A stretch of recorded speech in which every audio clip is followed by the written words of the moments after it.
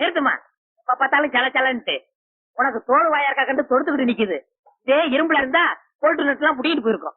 பாயிண்ட்மா, கரெக்ட்மா. யோ, இந்த வாயும் இல்லன்னா இந்த ஊர் ஜனங்க கிட்ட குப்பை கொட்ட முடியாதியா? இந்த அளவுக்கு வாய் அளக்குறே, இந்த அம்மாவுக்கு பூ எப்படி அளந்த? என்ன விபரம் எல்லாம் பேசிட்டு இருக்கா? பூவை டேப்லயும் கட்ட கொள்ளையும் மறக்க முடியும், போலாம் தான் போட முடியும். பாயிண்ட்மா, கரெக்ட்மா. நீங்க குப்பிய மூடிக்கிட்டு இருங்க, நாங்க பெரியவங்க பேசுறோம்.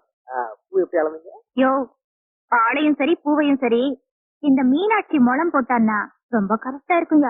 அப்படியா? சரி, அப்போ ஒரு 10 முழம் பூ கொடுங்க.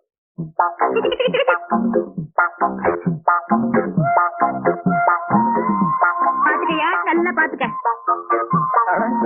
நம்ம கிட்டே வித்த காட்டுறீங்க.